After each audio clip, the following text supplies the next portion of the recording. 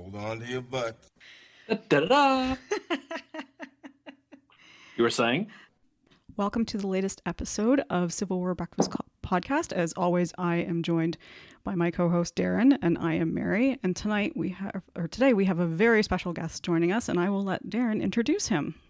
Oh, we do. But before we get to real quick, in this podcast, we've said a million times, core, they're made of divisions made of brigades of regiments from companies, but companies are made of husbands and sons and brothers. And what makes the American Civil War so personal, it isn't the battles, it's the letters and the stories. Letters and notes on the battlefield to peers and loved ones. Back home, they're often difficult to read, but they bring about the best understanding of the plight of these men and what they had to deal with. So to that end, tonight we have a special guest who later this spring, on May 21st, we're releasing a new book called Voices from Gettysburg, Letters, Papers, and Memoirs of the Greatest Battle of the Civil War, Dr. Ellen Guelzo. Welcome. Real quick, give you a quick introduction here. For many in the Civil War, everyone knows, a lot of people know who Dr. Guelzo is. He received his PhD from Penn and serves as the Thomas W. Smith Distinguished Research Director, Scholar and Director of the Initiative on Politics and Statesmanships at the James Madison Program at Princeton University, is a former professor of history at Gettysburg College. And Dr. Guelzo, he's one of the best-selling authors of such books as Gettysburg, The Last Invasion, Robert E. Lee, A Life, is a 3-time recipient of the Lincoln Prize. So once again, we are very happy to have you join us as a guest today, Dr. Guelzo, talking about this fantastic book, Voices from Gettysburg. So welcome. Well, thank you very much. Yes, welcome. It's great to have you on here. We both have read your books before and enjoyed them, and this one especially, just because we, as we were talking before we started recording, we love the diaries. We love kind of digging down into like what the soldiers experienced, what, kind of the primary source materials and just what was written by the people who were there of the battle, because sometimes that's how you get the best story. And it also shows, I think, too, how we'll never 100% know, because everybody tells it a little bit differently sometimes too, and you really get a sense for that. And as you said, this is a book I think that you intend for people to take around the battlefield, right, with them. I think that in many ways, a lot of Civil War history gets written in a very abstract way, and that's not to be critical, because you do sometimes need, when you're trying to understand what happens on a 19th century battlefield, you need a sense of abstraction. You need a sense of distance to be able to look at it, because you're dealing with the events of almost 2 centuries ago. Mm-hmm. Well, it'll soon enough be 2 centuries. And that, yes, you need a certain level of abstraction. But sometimes that level of abstraction can seem like you're describing a chess match, or maybe you're describing a sporting event. And it's like teams back and forth. Except that, of course, what's happening on a battlefield is, for the people there, so utterly, totally different. It is, and I used to say this in class, that combat is the most terrifying experience human beings can encounter. And the personal experience of that is something which dislocates your every frame of reference that you come to that experience equipped with. And you're doing it in company with thousands of others, but it is a very isolating experience. Your whole world contracts to a circle about 18 inches around you. And trying to understand that experience, it seems to me that's also important too, because these soldiers were not professionals. And in large measure, even the ones who were the most famous, the commanding generals of military educations, they themselves did not come to the Civil War and come to Civil War battlefields with a deep well of experience in what they were doing. Even those who were graduates of West Point and who had spent years in the Army, their education at West Point was basically civil engineering. They were taught in large measure how to build fortifications, how to build roads, how to set up third system fortifications, things like that. They were not prepared for the kind of grand war of maneuver, the grand collision of huge armies. They weren't even prepared for armies of the dimensions that they were. When you look back to the Civil War, you're looking at a war which mobilizes something like 2.5 to 3 million soldiers from the Union and another 800 or 900,000 at least from the Confederacy. Armies of those dimensions were unprecedented in the American experience. The wars we had experienced, the Revolution, the War of 1812, the Mexican War, these were miniatures by comparison. And now suddenly you're dealing with these enormous armies. They have to be fed. Mhm. So there are enormous and unprecedented logistical questions which have to be settled. And managing armies of those sizes on an American landscape that had never been adequately mapped. There was no comprehensive survey of the American land surface. But people are improvising. The Civil War is one great big military improvisation by people who are not sure where they are, not sure what they're doing, but nevertheless, and this may be the most extraordinary thing, nevertheless are willing to go into it and put their lives at stake in it and endure the test, the tension, the stress of 19th century combat. To hear them speak about it is to speak about something which leaves abstractions far, far, far in the dust. That's the part of the Civil War experience that fascinates me the most. Mm-hmm. You just mentioned that 18 inches. It reminds me of that quote from Abner Small, which we said a second ago is the road to Richmond, in my opinion, is the best firsthand account of any diary that I've read anyway. But really, it's quotes like that are really what the Civil War was. Your new book, like I said, is going to be coming out here in May, really goes above and beyond telling the story of the campaign of Gettysburg. And I say campaign because it's not the battle, it's the full campaign. Runs from before June 3rd right up until July 13th. It's just not just those 3 days in July. Actually, it goes all the way to the Gettysburg Address. It goes beyond that. So he's got everything. Ultimately, yes. Yeah. So I guess my question for you is, what prompted you to tell this version of the story of the Gettysburg campaign in this way? Because it's very unique the way you did it. Well, one thing obviously is that it really is an overall campaign.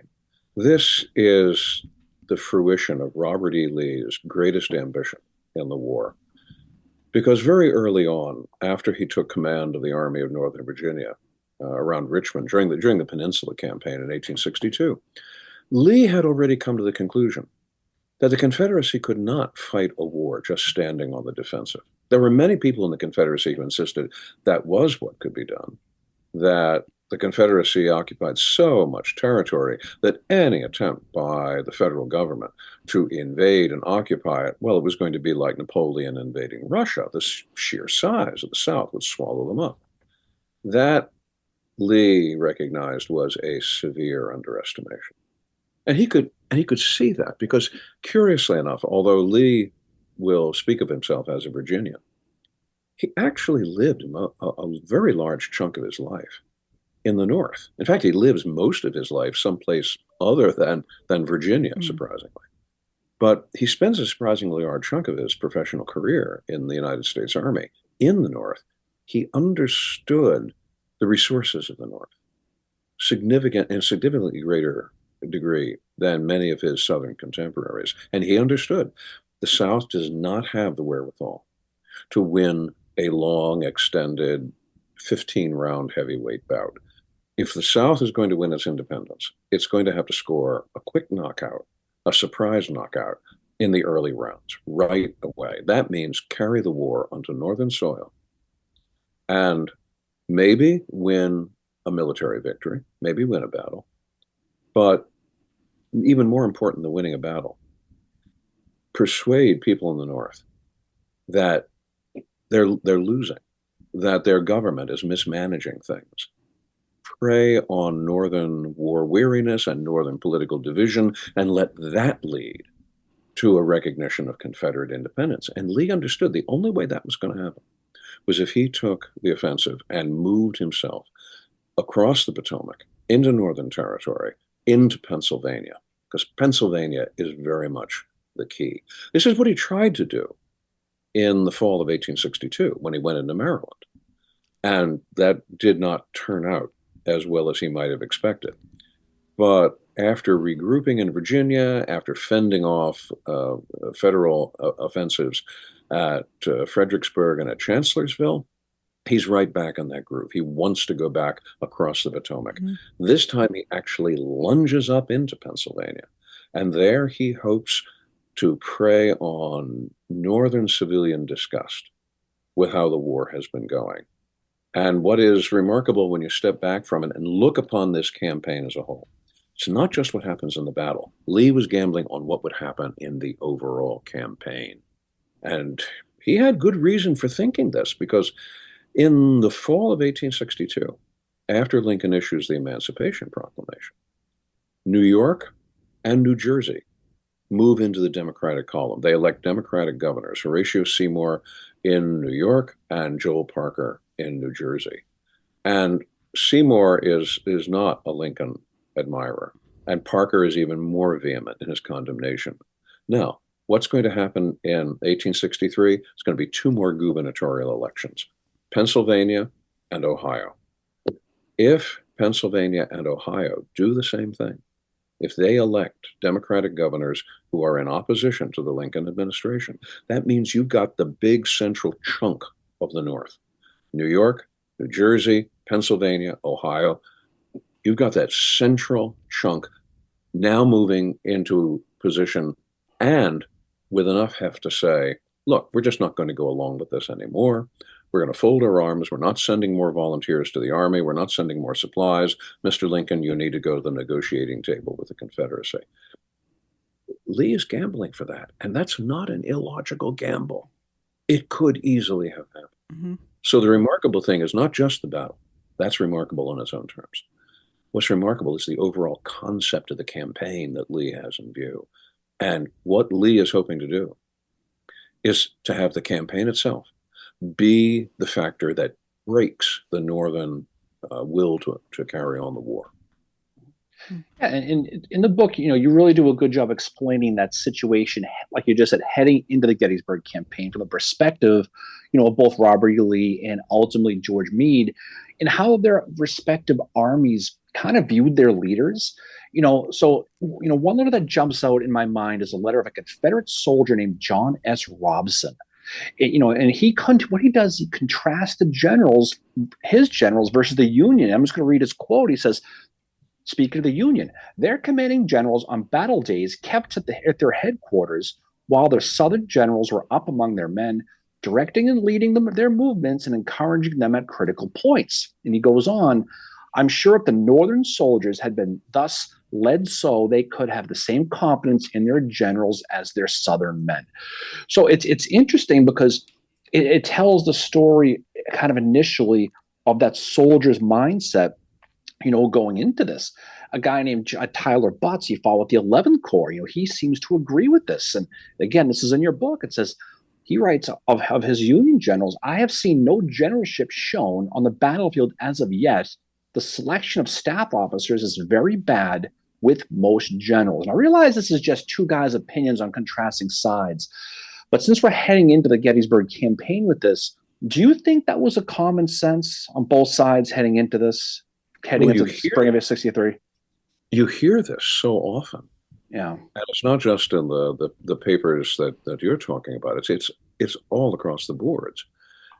Certainly the overall commanding officers of both armies were viewed very, very differently. Robert E. Lee, especially after the victory at Chancellorsville, is regarded by his men as being effectively invincible. That was a little example of short memory. They were not factoring in what happened with Lee's not particularly successful campaign in West Virginia in 1861. They're also not entirely reckoning with the fact that Antietam was not what you could call a Confederate victory. But after Fredericksburg, after especially after Chancellorsville, it simply seemed as though Robert E. Lee could not really be beaten in an open fight. So there's a high level of confidence. Now, you mentioned also the idea of Southern officers getting out in front of their men and leading them. Well, there are two things about that. One is that helps to account for the high level of casualties in Southern commissioned officers. That may not have been a particularly good idea, because when you knock down officers, well, yes, you can replace. You can always promote someone. The captain is taken out. You can promote someone from lieutenant. You can do that, but the level of operational experience at each command level is different. And a person who has acquired the experience of doing that is not just simply an easily exchangeable piece on the checkerboard. That's a person whose experience in doing his job now gets removed along with the person. You can promote someone. Does that mean they're going to know what to do in that job? No, not necessarily. So there is damage done not only in the literal sense of human casualty, but there's also damage done to command infrastructure. A lot of the times we don't quite measure that the way with the importance we should. So the Confederates pay a price that way. Now, what is significant about Confederate officers getting out in front of their men? Does that mean that they were somehow braver, less cowardly than their Union counterparts? I don't think there's any evidence necessarily for that. But what that may indicate is that Confederate officers had a harder time with problems of discipline in leading their men into combat. That Confederate soldiers tended to be a much more uncooperative crew, more likely to say, "Who do you think you are? Why are you treating us? You're expecting us," and here, of course, comes the clincher. "You're treating us like slaves." Remember, this is an army that is defending the principle of slavery. And we sometimes think, "Oh, no, it wasn't that. They were defending their homesteads. They were defending their native states." Well, yes, that is true. They were doing that. But one thing which my friend Joe Gladhar discovered when he was working and literally doing the numbers on the backgrounds of soldiers in the Army of Northern Virginia was what a staggeringly high percentage of them either had been slave owners or, more likely, they were the younger sons of families that owned slaves. The Army of Northern Virginia was deeply invested in slavery. I mean, that's a fact that it's not a comfortable fact for people to look back on today. But if you do it just by the statistics, you can't avoid that. So when an officer is behind the line of battle giving orders, is it not going to be a possibility for an uncooperative soldier to turn around and say, "Who do you think you are? Get out in front and show us"? So that actually may say something about the nature of the Confederate Army itself that we don't often see at first blush. Now, by contrast, the Union Army. Union Army is structured in some very different ways. For one thing, especially the Army of the Potomac. Army of the Potomac is fiercely divided politically. Right. Mm-hmm. I mean, there's divisions in the Army of Northern Virginia, but they're less about the cause, so to speak. And they're even less so about their leaders. In the Union Army, it's different. People choose up sides. You can take those 7 infantry corps of the Army of the Potomac at Gettysburg, and you can plot them along a spectrum of political identity. And at one end of things, you would have, let's say, the 11th Corps. Now, the 11th Corps, much more clearly identified with the abolition policy. You can go to the other end of things. You could go to the 2nd Corps, commanded by Winfield Scott Hancock. The 2nd Corps was simply known for short as the Democratic Corps. And Hancock himself, he's a Democrat, is an admirer of McClellan. So you have a political division within the Army of the Potomac and its command structure that you do not have reflected in the same way in the Army of Northern Virginia. And you might say, well, wait a minute, this is the military. We're not supposed to be mixing civilian politics with the military. Yeah, go tell the Army of the Potomac that. Everybody knew. Yeah. Everybody knew that politics was deeply mixed up with this, from the top to the bottom. And anyone who tried to ignore that was fantasizing. I mean, sometimes we like to think that you can treat the battles and the campaigns of the Civil War purely in military terms. And I'm sorry, but I don't think you can. This was a very political war. Civil war. Absolutely. I mean, George, he's got a Democrat, John Reynolds. You mentioned Hancock. Mhm. Throw in George Sykes. Throw in John Sedgwick. You got a Tammany Hall guy and Dan Sickles, and then you got Oliver Otis Howard on an island, who's a true abolitionist. But when you think about all the machinations, in fact, on throwing the fact that George Meade's going to take over just a couple of days before, Democrat himself, how he's going to play this whole thing out, and you can see, and you mentioned in the book, how it does create these challenges and rivalries that he's going to have to deal with. And on the Confederate side, I mean, yep, they had changes to deal with too. Obviously, TJ is gone. Stonewall Jackson is gone. 2 corps are now 3.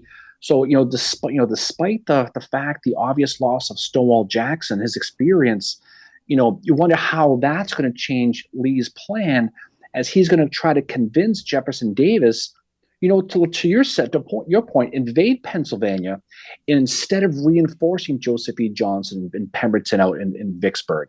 Mhm. And he realized that John Dix's army is still in the peninsula. There's a lot of moving pieces. And is it smart to divide your army in the face of no, it's not. People accuse Lee of basically trying to just hold on to Virginia. But when you look at how important that was to both sides, he clearly in his mind made the right call, and he convinced Jefferson Davis to go along with him. Virginia is the logistical heartbeat of the Confederacy.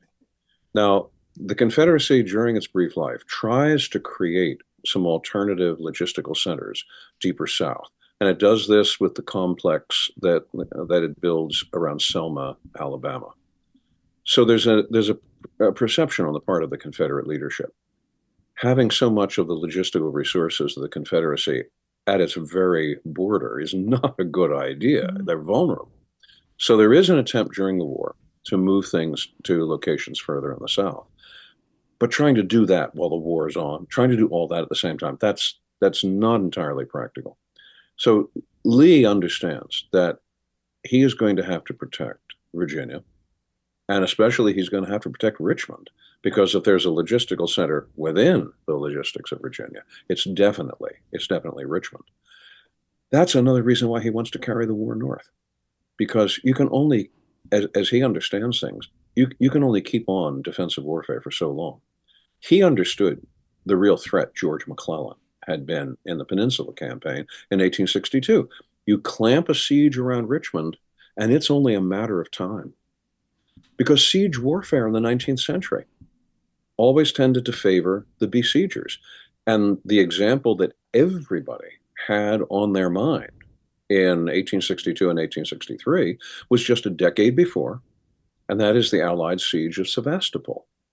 That took virtually a year, but eventually it worked. It was badly managed. It had some terrible botches associated with it, like the fighting at Balaclava and the charge of the Light Brigade. Those are the things that people remember. What people forget a little too easily is that in the long run, the siege of Sevastopol was a success, and it was the key to Russia's defeat in the Crimean War.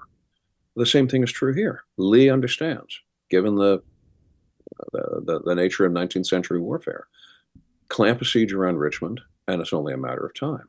So you want to get the enemy as far away from Richmond as possible. Hence, you're going to move into Pennsylvania and look to conduct operations there.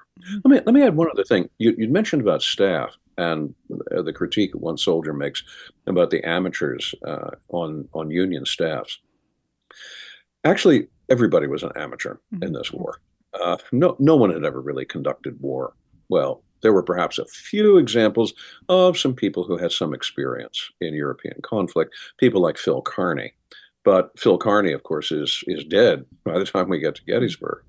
By and large, these are all amateurs, and their staffs, it's even more so. There's no such thing in 1863 as a staff college. Nobody goes to get trained, like the Prussian general staff was actually doing at more or less the same time, in how to write an order so that everybody could understand it. It's just one example of the basics of what a staff officer is supposed to be. Instead, staff positions were usually filled by your relatives.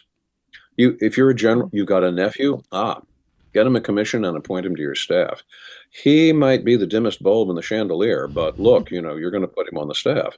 So what you get are staffs that have no experience whatsoever in what they're doing. And agonizingly enough, it shows. And what makes it worse is Congress, and this is true both of the United States Congress and the Confederate States Congress, they're parsimonious. They don't want to pay for large staffs. So Napoleon Bonaparte, all right, in his army, he's got something like 50 staffers at each division level. In the American Civil War, they won't authorize anything more than from 6 to 12. Now, you might say, well, that's just keeping the superfluous out. No, it's not. If you're in the middle of a battle and you need to address a situation, you need to send orders to someone. Who's going to send the orders? You're going to send one of your staffers. They're going to be galloping off. All right, situation changes 10 minutes later. Ooh, I need to change this. You send off another staffer. After a little while, you haven't got any more staffers left. How are you going to communicate your orders? So between the amateurs and between the shrunken nature of the staffs, it becomes extremely difficult to get orders communicated, to get them, above all, to get them obeyed. And this creates one situation of chaos after another on Civil War battlefields. Now, I know I'm saying something which really doesn't sound complimentary, so forgive me for that. It sounds like I'm disrespecting the Civil War armies. No, I'm not disrespecting them. I'm trying to see them as they struggle with a situation and an environment that they're trying to make sense of.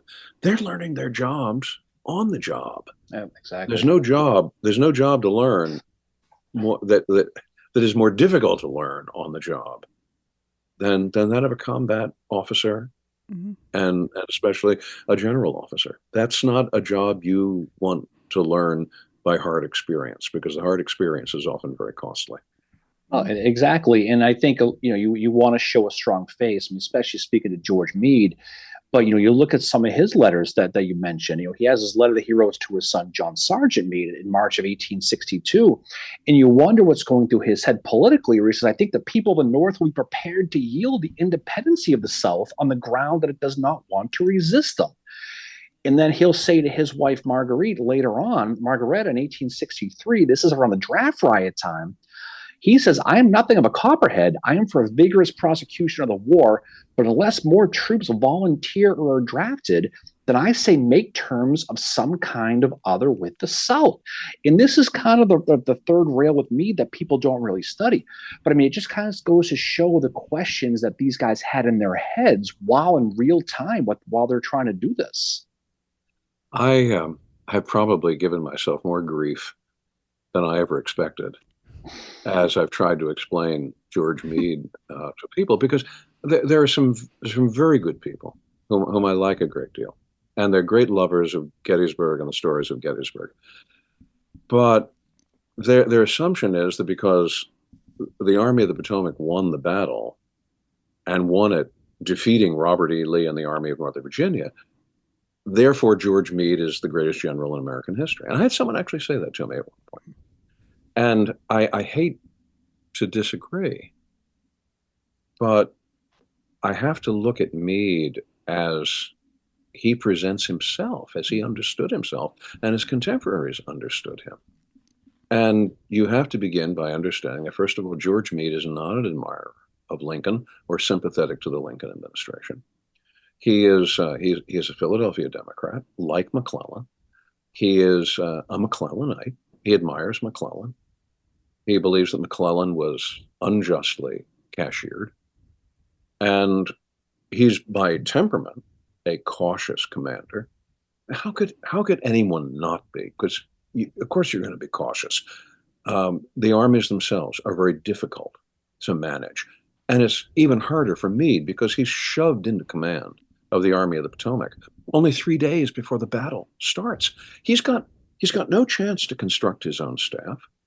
He's got to work with what he inherits from Joe Hooker, and what he inherits from Joe Hooker is not always all that friendly and cooperative. He has a lot stacked against him. I think the The most amazing accomplishment of George Meade in the campaign and the battle is that he does manage to hold things together as well as he does, because otherwise the situation he was walking into was just begging for some kind of collapse. So I do understand when people say, oh, you can't say nasty things about George Meade. I'm not really trying to say nasty things about George Meade. I think in a lot of ways he was very unjustly criticized by people who did not appreciate the enormity of the situation he was walking into.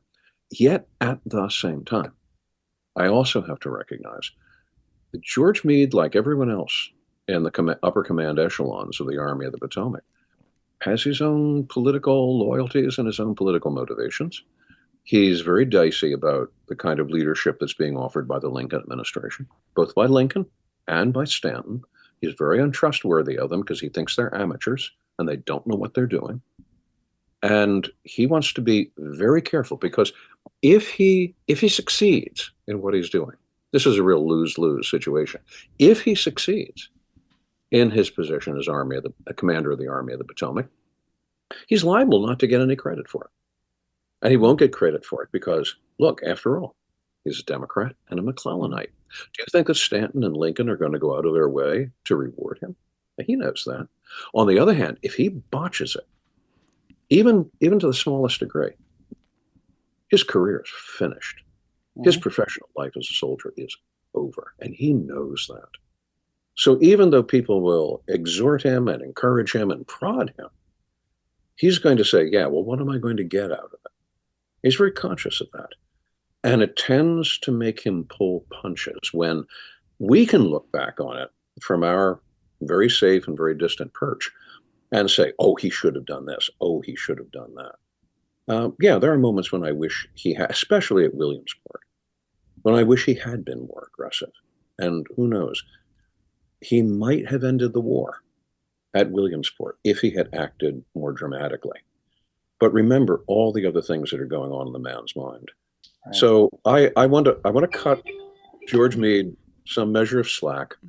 He was in a very, for him at least, very difficult situation. And he does win the battle. I mean, give him credit that way. And he is sometimes criticized very unjustly.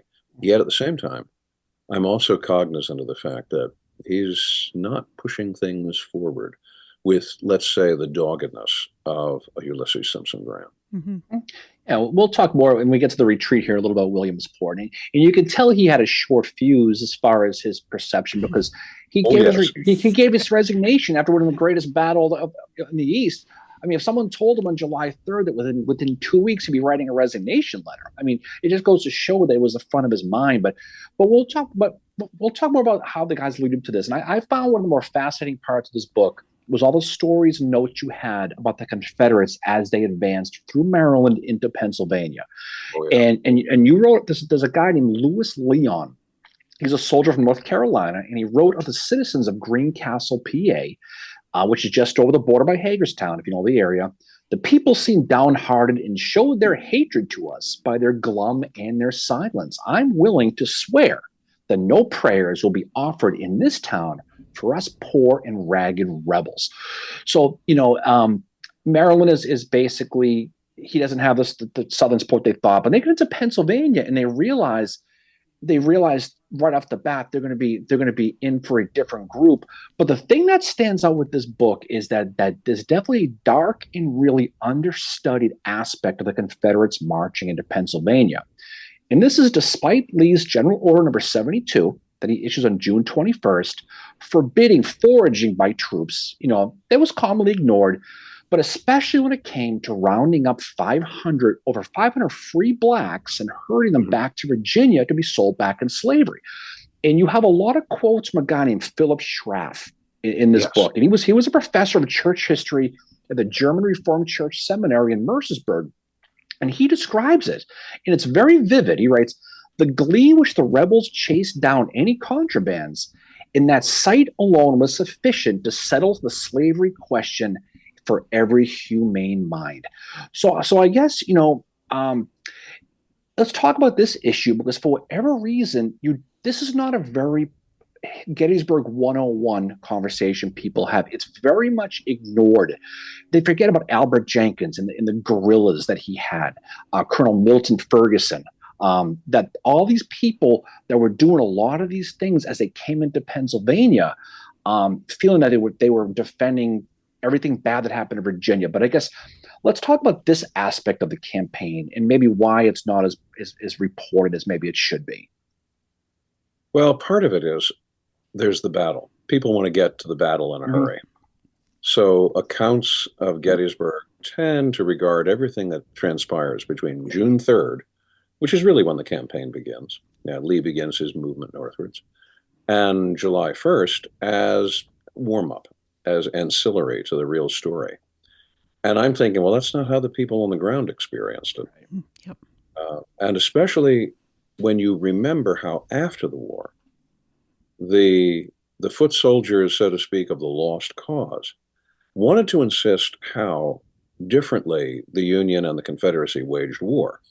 The proponents of the lost cause wanted to insist that the Union is typified by William Tecumseh Sherman burning his way across Georgia. Look at the terrible things these Yankees did. They tore the South to pieces. Woe is us. Feel sorry for us. Because when we invaded Pennsylvania, we were on our best Sunday school behavior. Well, when you examine the testimony of people in Pennsylvania during the Gettysburg campaign, there was not much Sunday school on evidence. And this is, I think, for two reasons. One is armies are armies. And this is true in any war. Armies are like the plague of locusts. And this is, alas, as true in the 21st century as it probably was for Caesar's legions. Armies are laws unto themselves. Civilians are not only something different and apart from the armies, they exist in a completely different mental category for the soldiers. They're also, by and large, not armed. They can't resist. And if a commanding officer is willing to turn a blind eye, soldiers will take things. That's putting it mildly. They will commit a variety of crimes. And alas, that is the way armies have behaved from time out of mind. And the Army of Northern Virginia is no exception to that. I mean, the Union armies weren't either. The Union armies were not exactly on the world's best behavior when they were in the South, but they were in the South more often and at many more different places than the Confederate armies were. So the stories about Union bad behavior are going to be greater in number. But when the Army of Northern Virginia moves into Pennsylvania, its behavior is not something that you want to boast about. And all right, yes, it's true. Robert E. Lee issues that general order forbidding misbehavior. And it's one of those orders that everybody observes in the breach.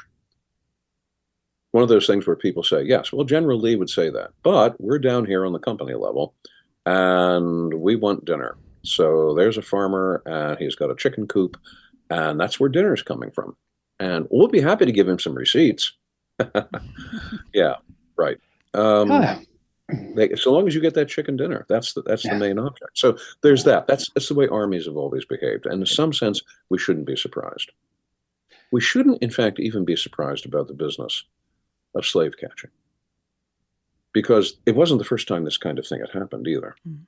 In the Maryland campaign in 1862, when Jackson compels the surrender of Harper's Ferry, not only are there Union soldiers who surrender Harper's Ferry, and it was a large scale, so it was the biggest surrender before Corregidor in World War II. There were also slave runaways, contrabands, as they were called then, who were being paid wages by they were civilians, but being paid wages by the Federal Army. They're all rounded up and auctioned off. And we know this from the memoirs and the histories. And it didn't change at all when the Army of Northern Virginia moved into Pennsylvania. You could always insist, well, this particular person is a fugitive from slavery. Oh, I recognize that person. That person used to belong to my neighbor. You could make up any cock and bull story to justify it. and then someone gets shipped south in a slave coffle. They might have been a free family for generations in Pennsylvania. Didn't make any difference. It was the color of their skin that condemned them. The estimates on the numbers do vary because no one was keeping a tally. No one was keeping a census. And you can understand why, because nobody was proud of it. But still, slaves were an asset, a capital asset. You could sell them and make money. And that will often be the determining factor. It's also why, I mean, you see this stream of captured Black people being sent south. What you also see is a stream moving in the other direction, and that is refugees. Free Black people in Pennsylvania weren't taking any chances with the Confederate Army. At Gettysburg, the Black population in Gettysburg simply leaves. They're not going to wait around and insist that, oh, I'm free, you can't touch me. That didn't make a whole lot of sense to Confederate soldiers. So what you get before the Battle of Gettysburg is this exodus of the Black population of Gettysburg and of Adams County. A lot of it never comes back. We have no secure records that will tell us what happened to those who were taken off to be sold in the Richmond slave market. Mm-hmm. We just don't know. And that is one of the tragic stories of the Gettysburg campaign. It often doesn't get told. Right. Because it's not a pretty story. And a lot of the times we don't like to face up to the unpretty stories. And you mentioned the fear. I mean, by this point, that Union newspapers are describing the plight of Colonel Frick over the Susquehanna. The Rebs are coming. Wrightsville, the Lancaster Examiners tracking rebel movements of York. And while this is all going on, George Meade is going to create a plan, what will be known as the Pipe Creek Circular. We could talk about that real quick. And he knows he has to protect Baltimore. He has to protect Washington. So, do you think that in the big picture, the defensive mind of Meade is? Do you think that makes sense? Considering, does he think he's going to set up his Pipe Creek plan, and Lee is just going to come right at him? Because it seems that he's going to spend most of his time ravaging Pennsylvania, filling up the shopping carts. And then eventually he'll come get him. But it seems like at some point he does have that quote, if I'm not attacked, I can attack with a reasonable degree of success, I will do so. But do you think coming into that Gettysburg campaign, that was the best idea right at the beginning? If I had been George Meade on the 29th of June, 1863, that's what I would have done. Mm-hmm. I would have done that because, first of all, Meade doesn't know where Lee is going. I mean, there are a variety of conflicting reports, but Meade has got one priority above all, and that is to protect the capital. And he knows he's got that as a priority because look at what happened to McClellan in 1862, when Lincoln suspected that McClellan was not paying sufficient attention to the protection of Washington. Oh no, Lincoln makes it very clear, and Stanton reinforces it. The priority for the Army of the Potomac is protect the capital in Washington. So Meade is going to obey that directive. He is going to do what needs to be done to secure Washington. He also would like to keep the Confederates from getting too close to Baltimore. He would like them, if possible, not to have a shot at Philadelphia. What is the best place to take up a position which will prevent that from happening? Pipe Creek is a very good position. He sends his engineers there to lay out the positions. He even knows where he wants to deploy each of the 7 infantry corps of the Army of the Potomac. It's a good position. As I say, if I were George Meade, that's the first thing that would occur to me. Now, add to it the fact he's just taking command of this army. Right. He's been in command for 24 hours, and he's very quickly trying to learn where the ins and outs are. First thing he's got to learn is where is the rest of the Army of the Potomac? He had been a corps commander. He didn't be commander of the 5th Corps. Now, here's a problem. First of all, he's got to figure out what a general officer needs to know in command of this army. He's got 24 hours for Joe Hooker to tell him and to assimilate all that. All right, he's going to have to be a quick study. The final exam is coming up. There's another problem too, and that is George Meade is one of perhaps 9 to 10, 11 major generals at major general rank in the Army of the Potomac. Now suddenly he's the boss of all the others. Yeah, that creates a certain personnel tension, because suddenly George Meade, who has been one of the boys, you might say, at that particular command level in the Army of the Potomac, suddenly now he's giving the orders. And if he gives an order that someone is particularly dubious about, that someone might not execute that order with quite the energy or quite the idea that Meade has. And in fact, you get an almost immediate demonstration of that in the behavior of John Reynolds. Right. Because John Reynolds does not, in fact, agree with the Pipe Creek Circular. Reynolds is convinced. Yes, I love the phrase, Lee taking his shopping cart into Pennsylvania. That, by the way, that I have to say, that's really not entirely an exaggeration. Right. You've got many accounts of Confederate officers on this campaign who literally are bringing lists with them from their families, from their wives. We want you to find this. We'd like you to find this calico in Pennsylvania. We can't get it because of the blockade. Can you find that in Pennsylvania and send it back to us? So, yeah, there is a shopping cart element that's going on here. But Reynolds doesn't really like the idea. He's a Pennsylvanian himself, but he's from central Pennsylvania, not Philadelphia like Meade. He's from central Pennsylvania, and he knows what the Confederate Army can do and how it can tear things up. And he's very reluctant to allow Lee to run rampant in Pennsylvania while Meade is concentrating on protecting the capital at Pipe Creek. So what will Reynolds do? Reynolds will keep pushing his wing with the 1st Corps, the 11th Corps, and the 3rd Corps. He'll keep pushing them up across the Pennsylvania state line, or at least right up to the Pennsylvania state line. And he's not going to turn around until he actually gets the explicit order from Meade. And in fact, he doesn't really get it, because events simply take over. July 1st, Reynolds goes up to Gettysburg, and that's when the battle begins.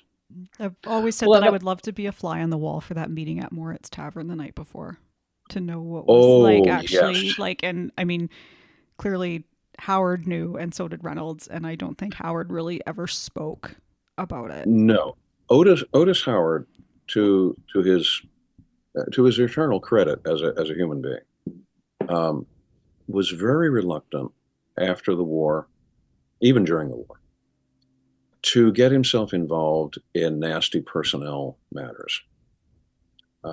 Even though he is clearly on the outs with George Meade, he will not join in the posse that is calling for Meade's head after what happens at Williamsport. He disagrees with Meade, but he's not going to join the posse. And he doesn't want to leave a trail afterwards, even about the meeting at Moritz Tavern. And yes, I too would love to be a fly on the wall at that meeting. And Otis Howard is really the only one who gives us was really in a position to give us a clear sense of what Reynolds was thinking. Abner Doubleday does to a certain degree. That's because Doubleday was one of Reynolds' division commanders and probably had some measure of inside track with Reynolds. But it's really Otis Howard who gives us the only account, and it's not detailed, it's not a transcript, even there, what emerges very clearly from Otis Howard's account is that Reynolds was very determined not to pull back to Pipe Creek unless he was absolutely ordered. And he wanted to move up to Pennsylvania and contest this idea that Lee is going to be allowed to call his own shots on Pennsylvania soil. Yeah, so next day, July 1st happens. This is when the battle is going to begin. And this, you talk about the miscommunication, stuff like that. And, obviously the day before, J. Johnson Pettigrew is going to go in. He's going to see Buford's men. He's going to come back. He's going to tell them, no, you're crazy. It's local militia, blah, blah, blah. But I always found it was interesting on July 1st, if Heath really believed that it was local militia, why he would take his entire 7,500 man division and artillery into what he says get them shoes. Mm-hmm. So it's all kinds of different thoughts that are going on with this. And obviously you mentioned Reynolds. It's going to lead to right off the bat where he's going to be instantly killed over there at the Herbst Woods. And in your book here, you have a letter from one of Reynolds' aides, Charles Vale. We've talked about him a lot in other episodes too. And he's going to be the guy who runs to Reynolds after he falls off the horse. Right. And basically, he gives an interesting account to this whole thing. He writes a letter to a guy named David McConaughey, who's a local, who's part of the BMI spy network in town. He's one of the civilians. He creates the YMCA. He's got a cool cemetery history. He's a great study anyway, local guy. But he's going to write this letter, and he's going to write. And this was fascinating. This was news to me when I read this too. He's going to write. I first found the wound on the back of his neck, and in crossing the fields between the woods and the seminary, he gasped a little, and I thought he was coming to his senses. We stopped a moment. I gave him a drop of water from a canteen he would not drink. It was his last struggle. Because you think of Reynolds, you think he's killed instantly. He's dead when he hits the ground. And it surprised me, and it surprised a lot of people, probably, to read that he did live a little while. He was dead by the time he got to the George house. But there are reports that he was still going. So it adds to that whole story you mentioned, Doubleday, about how he's basically defend the street by street. But again, it kind of just shows some of the miscommunication that went on. And I think, to your point a second ago, for you and Mary, when Captain Dickinson arrives, gives him his plan, what he says to Howard when he leaves, like, I'm not paying attention. We're doing what we're doing. Who knows what he said? But actions, it's better to be better done than better said, right? So him being from Lancaster, how that played into the whole thing, his mindset of, is he gonna be the one that's gonna help push them out of Pennsylvania? Reynolds understands the lay of the land. I mean, this is where he grew up. His father was a newspaper editor in Lancaster. And even during the Antietam campaign, Reynolds had been detailed to take charge of the Pennsylvania state militia, because the anticipation was that Lee was going to keep going right up into Pennsylvania in the fall of 1862. So Reynolds has to take charge of the Pennsylvania militia in something of the same way that Darius Couch takes charge of Pennsylvania forces during the Gettysburg campaign. So Reynolds definitely has the feel for Pennsylvania politics, definitely got the feel for central Pennsylvania, and he sees that it's seriously threatened. So does he do what his commanding officer, George Meade, tells him to do? Does he read George Meade's mind? No, actually he doesn't exactly disobey, but at the same time he also is pursuing the logic of his own thinking. How could he do that? Because, as I said before, until a day before, George Meade had been his equal, not his commanding officer. And the great temptation, of course, is to say, well, I know this situation. I know where I'm at. I know what I could do. I'm going to push ahead until he absolutely tells me not to.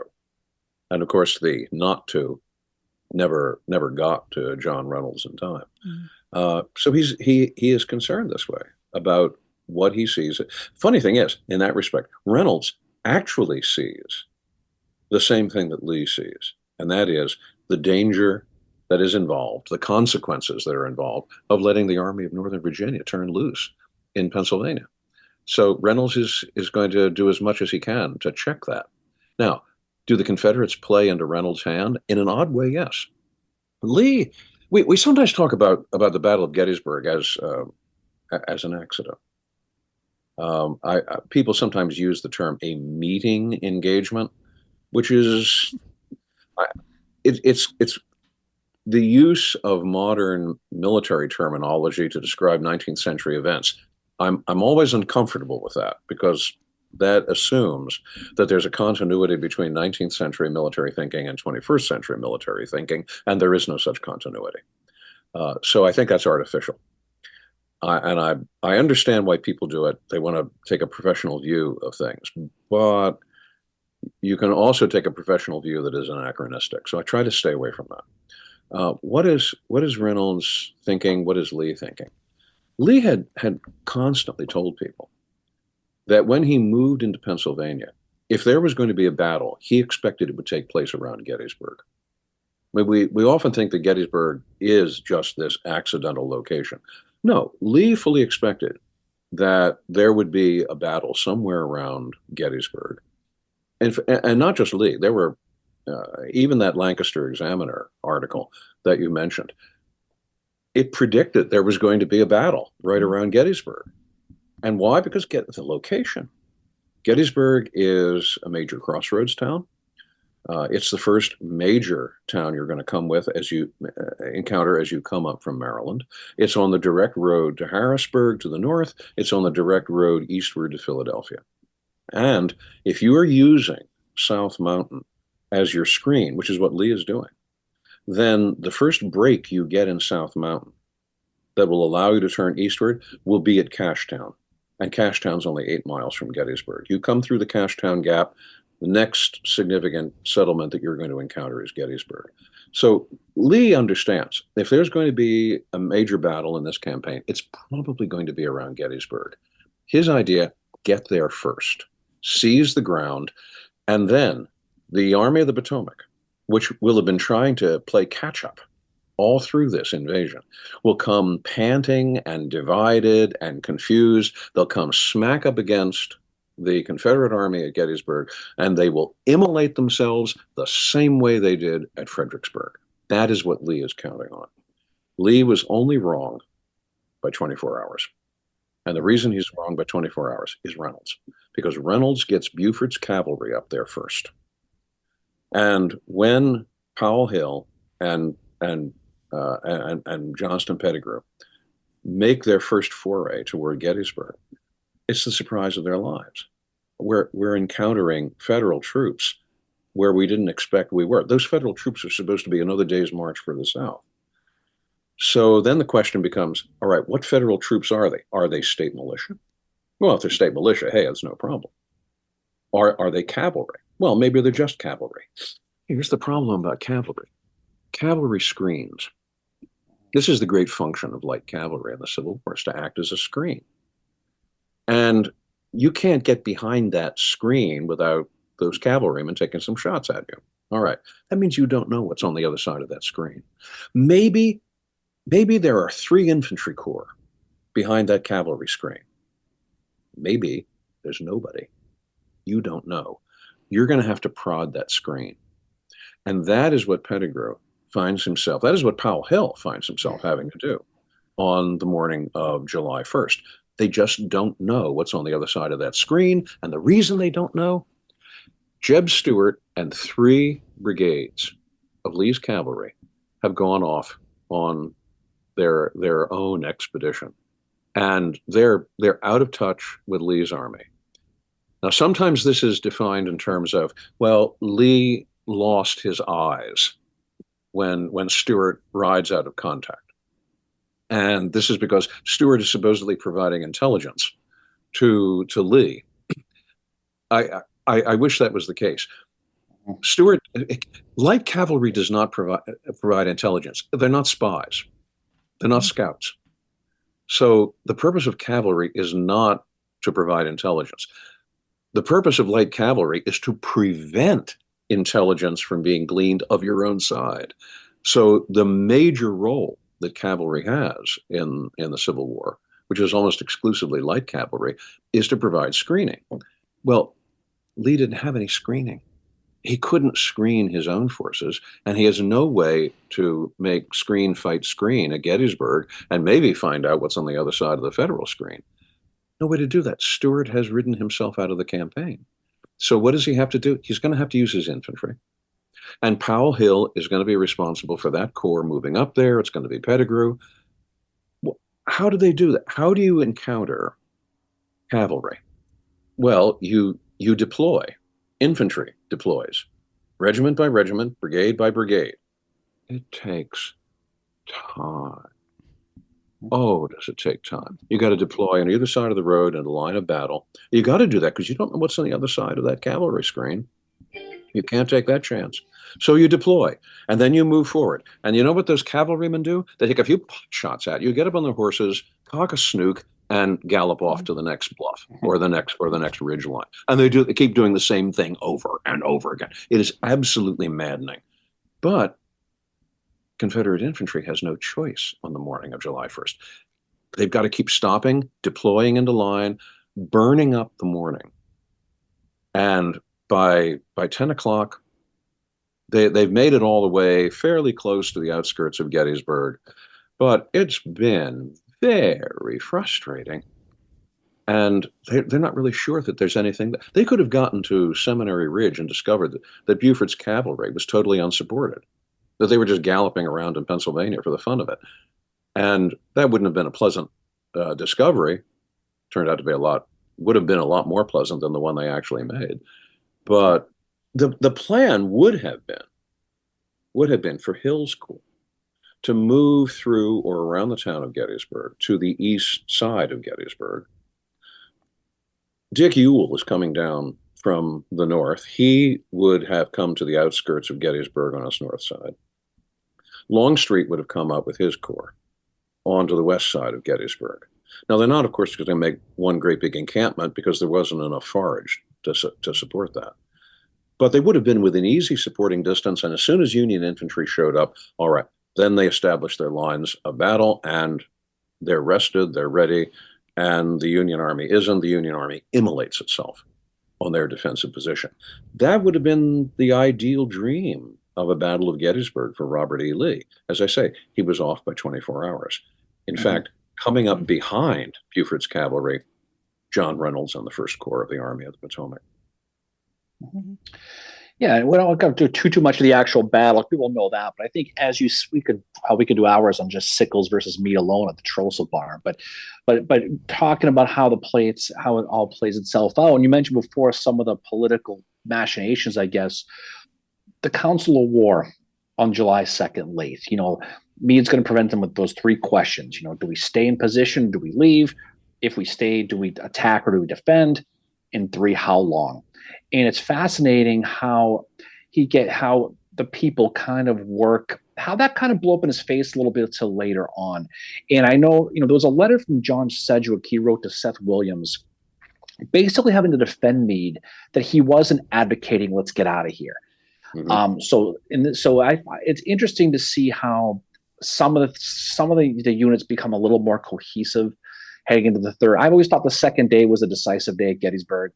If Lee's echelon attack with Longstreet had succeeded on the second, there would be no Pickett's charge. There would be no necessary reason for a Pickett's charge. But the letters that you put in your book really do a good job explaining that. And then as we head into the next day, you kind of see the Lee Longstreet thing kind of going against each other a little bit with the E.P. Alexander letters, and where basically E.P. Alexander, the artillerist, is almost given this responsibility to kind of, you decide when we're going to launch Pickett in Trimble and Pettigrew, and you sort of see Longstreet kind of pulling away a little bit. That really is still talked about today. The Lee versus Longstreet people. This is one of the big genesis about it. So I guess the question here would be, how is it fair for E.P. Alexander to be put in the middle of this at such a young age when he kind of got stuck between mom and dad, their argument, and he was the one who was stuck in the middle? Well, Alexander is one of the more interesting figures in the Battle of Gettysburg, partly because he was a very talented young officer, also because he writes a lot about it afterwards. And no small part of it is self-congratulatory, but he writes very well. So he almost from the beginning will command an audience this way. I think the most curious question about the decisions that are made with Alexander and Longstreet, especially on July 3rd, is whether the contrast, or perhaps we even want to say the conflict, between Lee and Longstreet over launching Pickett's charge was really a confection of the post-battle environment. I have to wonder, Longstreet afterwards, especially in the articles he writes in the post-war years for Alexander McClure and the Philadelphia Times, Longstreet wants to draw a very dramatic distinction between himself and Lee. And he'll insist that this line of distinction really begins even before the Gettysburg campaign starts. That he extracted some kind of promise from Lee that any operations, any combat operations on this campaign are going to be strictly defensive on the part of the Confederate Army. And he believes that Lee has gone back on that promise. And he's very dubious then about launching the attack, especially on July 3rd. A lot of that happens, a lot of that gets written post-battle, either in the immediate consequence, the immediate weeks after the battle, or in the years after the battle. And you have to ask, at least for the sake of asking, how much of that is motivated by an effort to distance yourself from failure? Mm-hmm. I mean, understand, first of all, that Longstreet belonged to a different universe, let's say, within the Army of Northern Virginia. He's not a Virginian. The corps that he commands is overwhelmingly made up of non-Virginia units with non-Virginia division and brigade commanders. It is the significant exception to the rest of the Army of Northern Virginia. And people in Longstreet's corps were very conscious of that. They were conscious of the fact that the Virginians thought that they were numero uno. They were conscious of, especially the North Carolinians, of how criticized they had been for, as a state, joining the Confederacy as late as they did. North Carolina is the last Southern state to join the Confederacy, May 20th, 1861. So there's a certain sense of distance. Now, how much of that distance really played into the relationship between Lee and Longstreet at Gettysburg? I'm not entirely sure that the kind of controversy and disagreement that shows up in the post-war telling of this tale, and especially by Longstreet, I'm not sure how much of that was really on the ground in July of 1863. For one thing, in the post-war years, Longstreet undergoes quite a political journey. Mm-hmm. You know, he goes from being one of the heroic figures of the Confederacy to joining the Republicans, supporting Reconstruction, goes through a long life and into the very beginning of the 20th century. And a lot of Southerners are very unhappy with him and very unsure.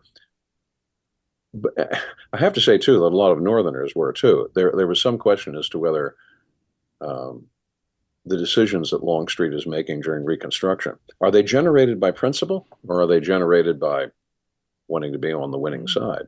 All right, well, that's a separate question. Liz Varon's biography, her most recent biography of Longstreet, addresses a lot of those questions. Mm-hmm. I tend to take that uncertainty about Longstreet's motivations and read it back. Was Longstreet really all that divided from Lee in making the great attacks on July 2nd and July 3rd?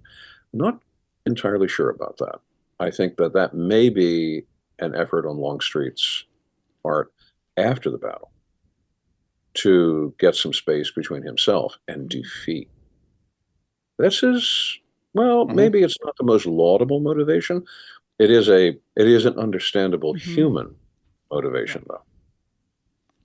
Yeah, and we saw the John Marshall and Walter Taylor, how they started going against Stuart, and yes. a lot of the Samuel R. Johnson stuff came out after the recon on the ferry. It turned into the blame game, he said, she said, and tried to definitely look to protect Lee going forward with that. Look what Lee does. I mean, Lee says to people streaming back from the wreckage of Pickett's Charge, "This is all my fault. This is all my mm-hmm. fault." Within a few weeks, it's not my fault. It's Stuart's fault.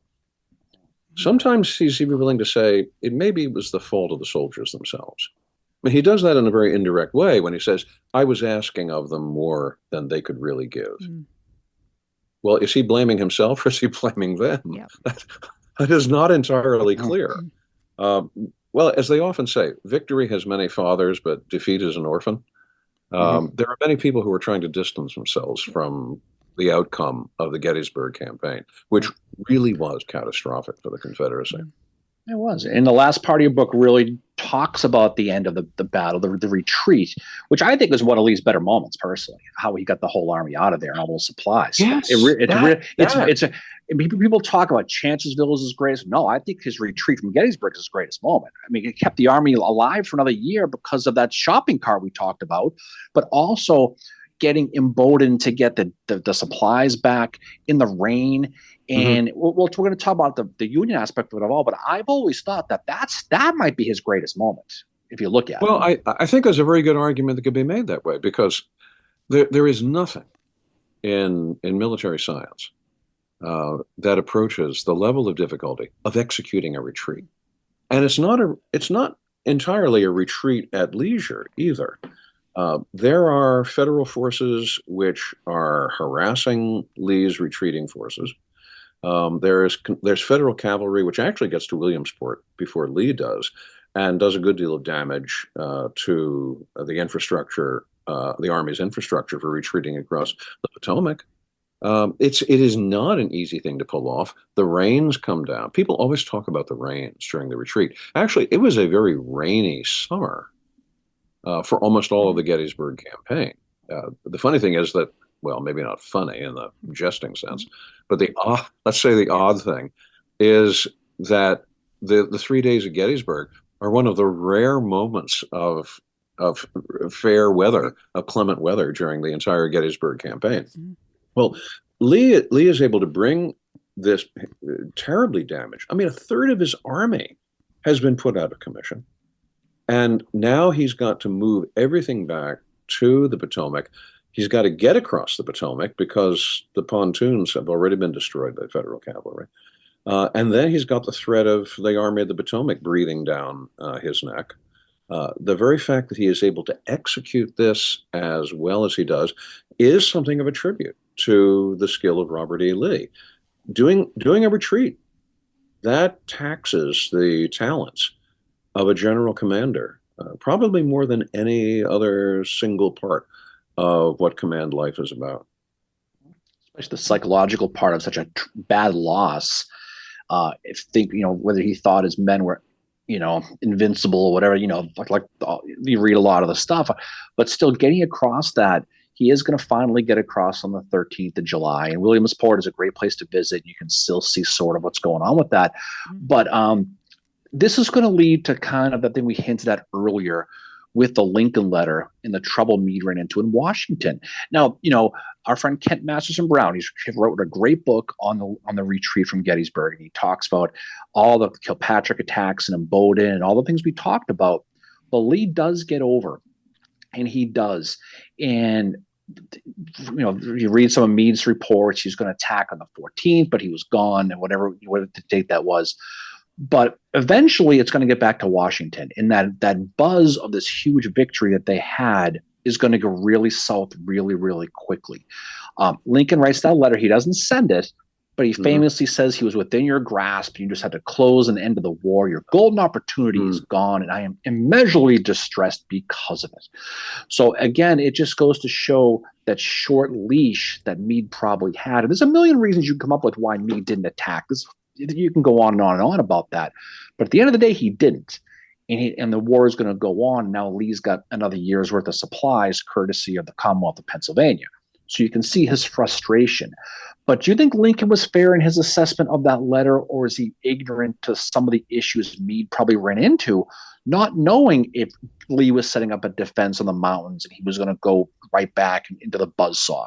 Because again, we have the benefit of 160 years to look back on it. I don't know if I can give you an either or answer that way.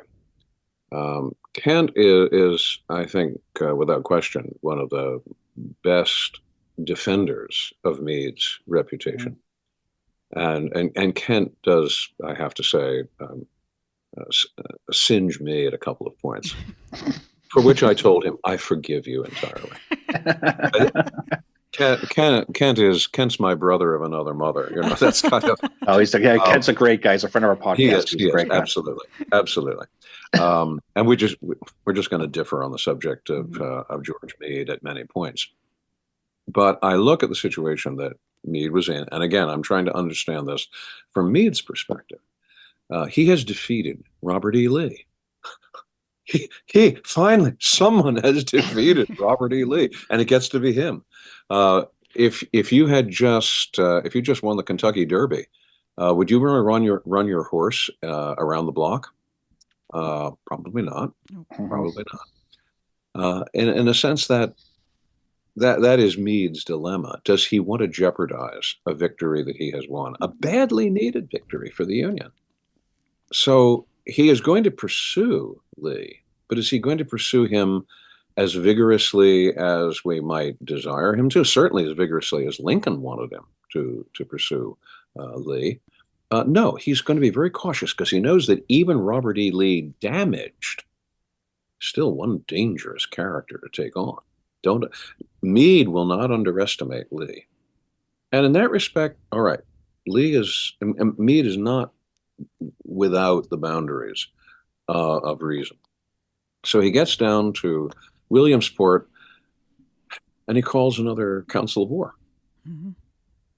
Now he calls this council of war, and it's like the previous two councils he'd called. Lots of suspicion that what Meade is actually looking for is for his corps commanders to endorse his action so that he can say afterwards, see, I didn't make this decision on my own. This was a collegial decision. So don't blame me exclusively. All right, so he's looking for a little fallback there. And I don't think that that's entirely to be ruled out as a motivation for those councils of war. There's also this sense that Meade really believed, having won a victory, it wasn't really necessary to press on too hard. And it shows in the communique he issues after Gettysburg. We're going to drive the enemy from our soil. And Lincoln is appalled at this. What do you mean, our soil? The whole country is our soil. These people are rebels. They're insurgents. They don't belong to some legitimate independent nation. What do you mean, our soil? I mean, that hits Lincoln exactly where he doesn't want to be hit. And then Lincoln, and here's where things get cloudy. Lincoln sends his own emissaries to Meade at Williamsport. He sends Henry Wilson, who's the chair of the Senate Military Affairs Committee. He sends his vice president, Hannibal Hamlin. And in all the record we have of what they told Meade, what the message seems to have boiled down to was this: Lincoln wants Meade to understand this. Attack. Attack now. Don't waste any time. Don't let Lee get away. Attack now. If it blows up in your face, I'll take the responsibility. If it succeeds, you get all the credit. But attack. There's no explicit written order that way. It's coming verbally. And our chief witness to this is Robert Todd Lincoln. Is that too far-fetched to believe? I don't think so, because Henry Wager Halleck is sending Meade the same message. This time it is written. It's coming by telegraph. Attack. Don't hesitate. Meade does hesitate. Mm-hmm. And why? Well, partly Lee is going to be on the defensive. Meade is going to fear that Lee is formidable. Meade's army has been damaged too. Do we want to take the chance of a repulse? All right. Legitimate question. But then the politics of this enters in. Yeah. Mm-hmm. And the politics enters in this way. Can Meade really believe what Lincoln is promising? That if there's a defeat, Meade will not be held to account. Whereas if it's successful, Meade gets all the credit. Should Meade believe that? Has he seen any evidence that happens previously? Is that how Lincoln and McClellan got along? No. Is that how Lincoln and Buell got along? No. And Meade could be perfectly justified in saying, why am I going to stick my neck out when I've seen so many other heads chopped off? So here's where the politics plays a role. So it's not just an either or. It's a question of all these motivations that are swirling together. And Meade holds off just long enough to have his council of war, to have his fallback. And then the morning he finally decides he wants to move, Lee has already beat it across the Potomac, and it's over. I think that's a good one. Yeah. I think I like that you bring in the politics to it, because I think that is something that doesn't Well, everything's politics. Yeah, but it This doesn't whole get, thing's you politics. don't hear it a lot with Gettysburg at all, that there's Mhm. it's so much a part of it, and kind of how things are in the Army of the Potomac. As I keep saying to people, this is a political war. Mm-hmm. These are people who have not entirely assimilated the lesson that we assume about the separation of military and political spheres, of military and civilian leadership. We have not entirely bought into the model that says military decisions are always subordinate to civilian decisions, and military decisions should not have any component of politics to them. This is the 1860s. We are not quite at that point. Mm-hmm. In the consciousness of civilian military relations, much less in the track record of them through up to this point. Look at what has happened in previous wars. George Washington is fighting political wars, almost as often as he's fighting the British, mm-hmm. and doing it with the Continental Congress. And in the Mexican War, Winfield Scott and President Polk, oh my goodness, you were not entirely sure whose side was on whose. So we're dealing with a generation of military leaders who have not, by any stretch of the imagination, divorced themselves from political identities, and that plays a role, however direct or indirect, in a lot of the decision making that you see in the Civil War. Mm-hmm. Mm-hmm. I think we're in denial if we try to dismiss that. Exactly. I think that's yeah. It just shows how confusing this battle of all the battles certainly is. And as we wind down here, I'll tell you, this book, I find the book absolutely fascinating and really an absolute must for anybody who is really interested / obsessed with the Gettysburg campaign. And a lot of people like that. Because I can't think I'm one of them. Yeah, me too. I can't think of a better collection of letters, really from both sides, that really fill in the gaps and add such pure human emotion, onto paper, as are the letters in this book. So we're looking forward to it. Your book will be released on Tuesday, May 21st, right around the corner. And I imagine this is one that's going to find its way into the book collections of really anybody interested in Gettysburg or the overall Civil War campaign. So we can't thank you enough for coming on with us and talking about it. I mean, we could talk, it's an hour and a half, went by like it was 5 minutes. So we could go for another hour and a half. But I mean, I think the reality is there are so many more treasures to be found. And there's so many more that are still out there that haven't been discovered yet. And we're always learning. And that's the best part of history, is you're always learning. So again, we can't thank you enough for doing this. It's been great to have you on. We've read all your books, and we think it's you're one of the ones that you definitely got to read when you're studying Gettysburg. No question. Okay. Well, it's been great to talk, especially about Gettysburg. Yes, thank you. Absolutely. Yep. We'll definitely look forward to doing this again. Hopefully someday we'll definitely catch up with you down the road. Yep. Okay, that'll be great. And to all our listeners, thank you for listening to this episode. Thank you again, Dr. Guelzo, for joining us. It's been wonderful to talk to you about one of our favorite battles.